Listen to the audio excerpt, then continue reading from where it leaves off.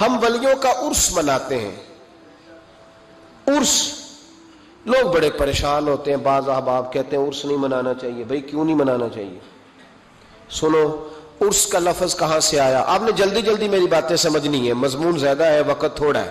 آپ کو اٹھانا جگانا نہ پڑے، اور ایک ایک بات آپ نے فٹافٹ یاد کرتے جانا ہے، تاکہ نا وہ جو ہر سال آپ کو سوالوں کے جواب دینے پڑتے ہیں نا، ایک دفعہ یاد ہو جائیں آپ کو. یہ جمعہ اس طرح پڑھا کریں آپ حضرات جیسے بندہ سبق پڑھنے آتا ہے، تاکہ اسے سبق صحیح کر کے یاد ہو جائے. نبی پاک علیہ السلام نے فرمایا جب میرا مومن جب قبر میں جاتا ہے تو فرشتے 3 سوال پوچھتے ہیں.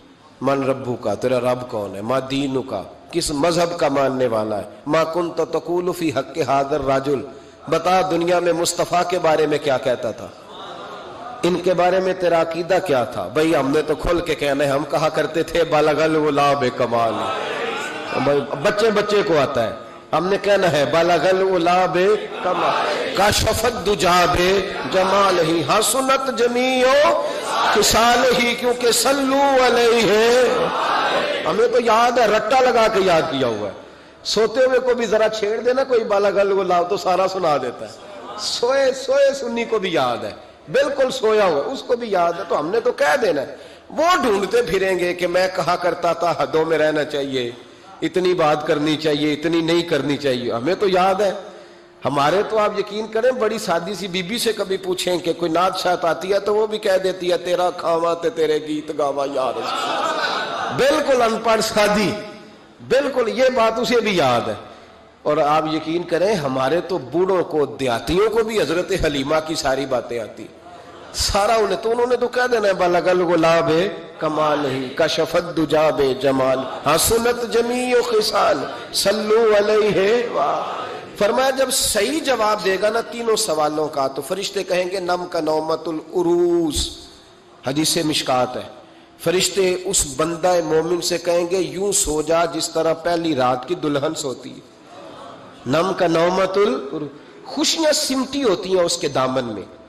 آج نا اس کی سوچ پرواز وہ کہیں پہنچ گئی ہے، اس کا ایک معیار بن گیا زندگی کا. وہ بات کو تکلف میں نہ لینا، اس کا حسن لینا. جس کو پتہ چل جائے میں سہاگن ہو گئی، جس کو پتہ چل جائے میں سہاگن ہو گئی، اس کی پرواز ہوتی ہے بلندی کی کہ میرا اب کوئی گھر ہے، میں اب ایک مکمل زندگی گزارنے والی ہوں. بھائی فرمایا فرشتے کہتے ہیں نم کا نومت العروس، اس طرح سو جا جس طرح پہلی رات کی دلہن سوتی ہے، کیونکہ اس سے اس کے دلہا کی ملاقات ہے. ولی سے بھی کہا جاتا ہے سو جا آج تیری رب رسول سے ملاقات ہے. وہ اس عروس سے لفظ عرس نکلا ہے. اس عروس سے لفظ، اس کا لغوی معنی شادی کے. ہم ہر سال عرس مناتے ہیں، گویا وہ دن مناتے، یاد رکھنا، گویا ہم وہ دن مناتے ہیں جس دن ولی اللہ کی نبی پاک سے ملاقات ہوئی. ہم ہر سال وہ، میری بات کی سمجھ آ گئی آپ کو؟ عرس والا لفظ کا مسئلہ حل ہو گیا. اب آگے چلیں. کہتے ہیں ہر سال کیوں مناتے ہو؟ پڑھ لو امام فخر الدین رازی کو، پڑھو حضرت امام خازن کو، تمام تفاسیر پڑھیں، تمام. نبی کریم سید عالم صلی اللہ تعالی علیہ وآلہ وسلم ہر سال شہدائے احد کے مزاروں پہ جاتے. حضور ہر سال شہدائے احد کے مزاروں پہ ہر سال حضور جاتے. قریب تھا نا احد کا پہاڑ، مہینے کے بعد چلے جاتے. ہر روز جاتے کو منع تو نہیں نا بھائی، لیکن نبی پاک کیا کرتے؟ ہر سال جاتے. حضور کا وصال ظاہری ہوا تو حضرت ابو بکر صدیق بھی ہر سال جاتے. جناب صدیق اکبر کا وصال ہوا تو حضرت عمر بھی ہر سال جاتے. حضرت عمر کے بعد جناب عثمان غنی بھی ہر سال جاتے. حضرت عثمان کے بعد مولا علی بھی ہر سال جاتے. حضرت عمر بن عبدالعزیز کہتے ہیں میں نے جب یہ طریقہ پڑھا تو میں بھی ہر سال جاتا. کہتے ہیں 1 سال نہیں گیا تو حضرت امیر حمزہ میری خواب میں آ گئے، کہنے لگے پکا یارانہ لگا کے پھر چھٹی نہیں کرنی چاہیے. تو ہے ہی نہیں یار، تو پہنچا ہی نہیں. او بھائی احد کے شہید جو تھے وہ تو بخشے ہوئے، ان کو تو قرآن کہتا ہے وَلَا تَقُولُوا لِمَن يُقْتَلُ فِي سَبِيلِ اللَّهِ أَمْوَاتٌ. لیکن حضور پھر بھی ہر سال ان کے مزارات پر، اسی سے ہم نے نکالا ہے کہ ہر سال اللہ کے بندوں کا عرس منانا چاہیے. سال کے بعد اللہ کے بندوں کا عرس آپ جب احد کے شہیدوں کے مزاروں پہ آج بھی مدینہ شریف جائیں گے تو آپ کو یاد تازہ ہوگی کہ انہوں نے جہاد کیا تھا، یہ شہید ہوئے تھے، انہوں نے حضور کے نام پر جانیں دی تھی۔ جب سال کے بعد داتا صاحب کا عرس آتا ہے تو یاد بھی آتا ہے کہ یہ شہزادہ غزنوی سے چلا، گھر چھوڑا، کاروبار چھوڑا، بال بچے چھوڑے، رشتہ دار چھوڑے، کوئی نہیں تھا داتا صاحب کا لاہور میں، راوی کے کنارے 1000 سال پہلے جب لاہور میں آبادی بھی کوئی نہیں تھی، داتا علی اجمیری آ کے بیٹھے، پتے کھایا کرتے تھے، کہتے میں درختوں کے پتے کھاتا، راوی کا پانی پیتا۔ لوگ کہتے ہیں علی اجمیری گزارا کیسے ہوگا؟ فرمانے لگے جس رسول کے دین کے لیے آیا ہوں وہ مدد بھی فرما دیں گے۔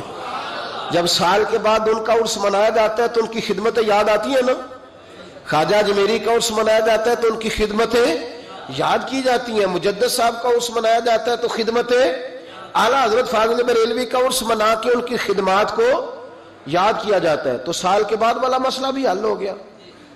عرس میں ہوتا کیا ہے؟ تلاوت ہوتی ہے، اس کے بعد خطاب ہوتا ہے، پھر اس کے بعد کیڑی شے نجائز دے چو دسو چھڑ دینے جڑی نجائز ہے، تلاوت نہ کریں تسی بول دے نہیں، نہ کریں، پوچھ لینا مولانا صاحب سے کہ قرآن شریف پڑھا کریں کہ رہنے دیں، اور نعت شریف بولے ہمارا تو گزارا ہی نہیں۔ بالکل یقین کریں جس دن نعت نہ سنے وہ رات گزرتی نہیں، غذا ہے، روح کی غذا ہے نعت، بغیر نعت کے چل ہی نہیں سکتا، مسلمان اور حضور کا نام لینے والا بغیر نعت کے چل جائے ہو ہی نہیں سکتا۔ تقریر خطاب نہ کریں جو حضور کی سنت ہے، نبی پاک نے فرمایا سب سے بہترین مسلمان ہی وہ ہے جو کھانا زیادہ کھلائے اور سلام پہلے لے، تو کھانا نہ کھلائیں، حضور کے طریقے پہ عمل نہ کریں۔ کہتے ہیں جی کچھ باتیں غیر شرعی آ گئی ہیں، کچھ باتیں لہذا عرس بند کر دینے چاہیے۔ یونیورسٹیوں میں لڑکے اور لڑکیاں اکٹھے پڑھتے ہیں، شرعی ہے کہ غیر شرعی ہے؟ بول کے بتائے یار۔ تو یونیورسٹیاں بند کرانے کا فتویٰ کیوں نہیں دیتے مولانا صاحب؟ صرف عرس ہی بند کرانے ہیں، ہے نا غیر شرعی یونیورسٹیوں کی تعلیم، کیونکہ لڑکیاں اور لڑکے اکٹھے نہیں پڑھ سکتے، اس لیے کہ نبی پاک علیہ السلام نے فرمایا جہاں مرد عورت اکٹھے ہو وہاں تیسرا شیطان ہوتا ہے۔ تو آپ ہر جمعے میں تقریر کیوں نہیں کرتے یونیورسٹیوں کے خلاف؟ ہر جمعے عرس کے موقع پر تقریریں کرتے ہیں، عرس بند کرو بھائی، کسی جگہ کوئی غیر شرعی بات شامل ہوگی تو غیر شرعی چیز بند کرائی جائے گی، عرس بند نہیں کرایا جائے گا، ڈھول بند کرایا جائے گا، تماشے بند کرائے جائیں گے، فضولیات بند کرائی جائیں گی، غلط حرکتیں بند کرائی جائیں گی، عرس بند۔ عرس تو بڑے بھائی فیض کا ذریعہ ہے، عرس تو فیض کا ذریعہ ہے، یہ کیے جائیں گے، یہ منائے جائیں گے، اولیاء اللہ کے تذکرے۔ اور دیکھو کان ادھر سے نہیں پکڑتے ادھر سے پکڑتے، کہتے ہیں ہم جی برسی کرتے ہیں، تو برسی کس سے ابھی کی منائی گئی تھی بتاؤ؟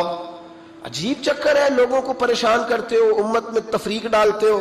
میرے عزیزو، رسول پاک علیہ الصلوۃ والسلام کے امت کے جو اولیاء ہیں ان کے آراس منائے جاتے ہیں، اس میں جو غیر شرعی چیزیں ہیں وہ بند کی جائیں گی، وہ نکالی جائیں گی، ختم کی جائیں گی۔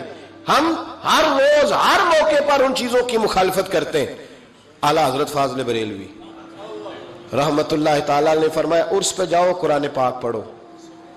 اب مرید یہ سمجھتا ہے کہ یہ پیٹی امرود کی لے جاؤں گا تو مجھے فیض زیادہ ملے گا، تلاوت نہیں کرتا پیر صاحب کے لیے، بالکل سپارہ نہیں کھولتا، یہ کام نہ مجھ سے کراؤ، وظیفہ نہ پڑھاؤ، درود شریف نہ پڑھاؤ، کہتا پیٹی ایک لے لو میرے سے امرود کی، اسی پہ گزارا چلاؤ۔ او خدا کے بندے کو، حضرت مجدد الفسانی رحمت اللہ علیہ کا عرس ہوتا ہے، اب بھی جس کو موقع ملے جا کے ہندوستان میں سران شریف دیکھ لے، کوئی نعت نہیں، کوئی تقریر نہیں، صرف قرآن پاک پڑھا جاتا ہے۔ ان کے صاحبزادے کہتے ہیں میرے ابا جی کو قرآن پاک سے پیار ہی بڑا تھا، جو میرے والد کی قبر پہ آئے قرآن پاک پڑھے۔ بہت سارے مزاروں پہ ہم جاتے ہیں، میں جس علاقے کا سفر کرتا ہوں، میرے اسا فرمایا کرتے تھے وہاں کا ولی اس علاقے کا سربراہ ہوتا ہے، پہلے اسے سلوٹ کرو۔ میں جاتا ہوں جس علاقے میں جاتا ہوں اس علاقے کے ولی کے مزار پہ جاتا ہوں۔ میں چشتیاں گیا، مہار شریف خواجہ نور محمد مہاروی رحمت اللہ علیہ کے مزار پر میں نے حاضری دی، آپ یقین کریں کلیجہ پھولوں کی طرح ٹھنڈا ہو گیا۔ جو جہاں غلطیاں ہیں وہ تو لوگ روز بیان کرتے ہیں، پر جہاں اچھائیاں وہ بھی تو بیان کرنی چاہیے نا۔ خواجہ صاحب کے مزار کی چاروں جانب بیٹھ کے بچے قرآن پاک کی تلاوت کرتے ہیں، اور سارا دن قرآن پڑھا جاتا ہے۔ مدرسہ خواجہ صاحب نے زندگی میں قائم فرمایا میرا دل کرتا ہے میرے دائیں بائیں قرآن پاک پڑھا جائے. تو یہ بھی بات سناؤ نا, وہاں کی بھی تصویر چڑھاؤ, یہ بھی لوگوں کو بتاؤ کہ ایسے بھی دربار ہے جہاں سارا دن قرآن پڑھا جاتا ہے. یہ آپ کے پاکستان میں چشتیاں جا کے تجربہ کر لیں. لیکن لوگ اچھی باتیں بیان کرنے کو تیار ہے. وہ ایک ملنگ سجدہ کر رہا تھا تو میں نے کہا وہ جاہل ہے, وہ کرے سجدہ تو کرتا رہے, ہمارا اس سے کیا تعلق.